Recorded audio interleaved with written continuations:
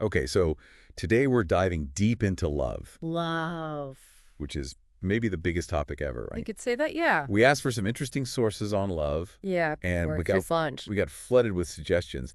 This one in particular, Tex Cole, Yeah, very interesting. stood out because it took a really unique approach.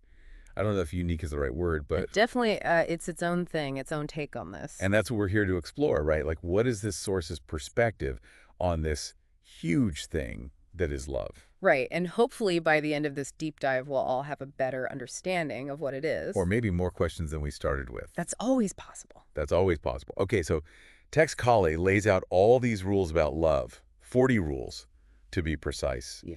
And it's that last one, rule number 40, that really hit us hard. Oh yeah, the mic drop. It is the mic drop for sure. Life without love is meaningless. Whoa. Right. Yeah, that's I mean, it definitely stopped us in our tracks. I think that a lot of people would agree that love is important, Sure. Right. but to say that life is meaningless without it is pretty... It's a big statement. It's a huge statement. Yeah, a very bold statement. And it makes you wonder, like, what is this source getting at? What makes love so crucial to them that they're willing to declare that all of life is meaningless if you don't have it? Yeah. It's like they're saying love isn't just this like nice thing to have. It's fundamental, right? To like everything. Right. I mean, I think that's the main takeaway here, right? It suggests that love isn't just some fluffy feeling, but like you said, it's a driving force. It's something essential to a meaningful existence. And that actually connects to a lot of philosophical and religious traditions around the world. Oh, interesting. So it's not a completely new idea, but it's definitely presented in a very stark, no-nonsense way here in this text. And they don't stop there. No, they keep going. They go on to say that all those ways we usually categorize love, like spiritual versus material, divine versus mundane, they say that's all wrong.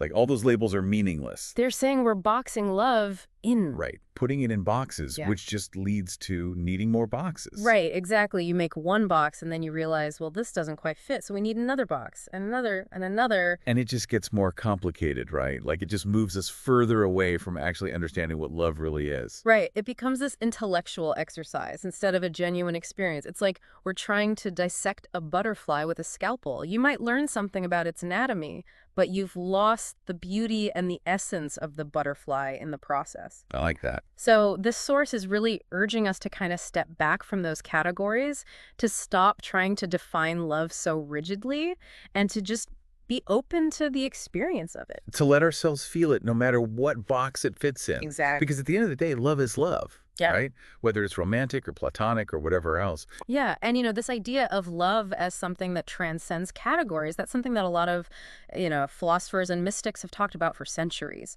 Thinkers like Rumi, for example, he talked about love as this all-encompassing force, as this unifying principle in the universe.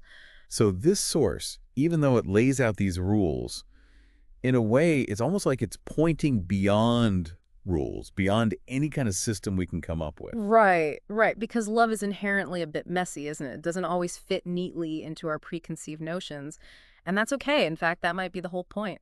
It's about being okay with the messiness. Absolutely. And the source uses this metaphor to really drive that point home. Okay. And it's a good one, so buckle up.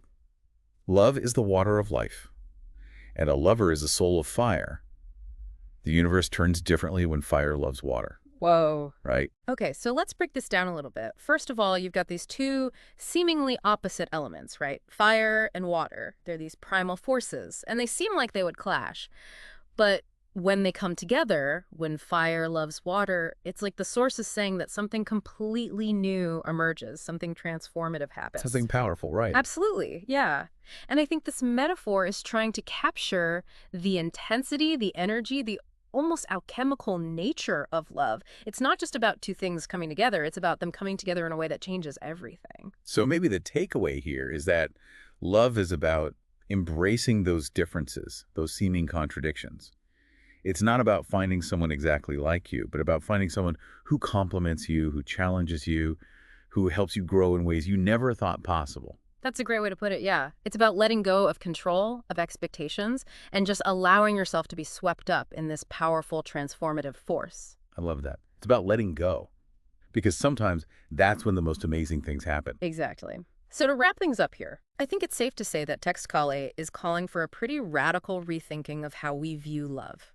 Mm. It's asking us to move beyond those neat categories and labels and to experience love in its purest, most raw form. And it's not giving us a roadmap. It's not saying, here's how to find love. Mm. It's more like it's pointing us in a direction and saying, go explore. Exactly. And maybe what you find will surprise you. Maybe you'll discover love in places you never expected. Right, because love is everywhere.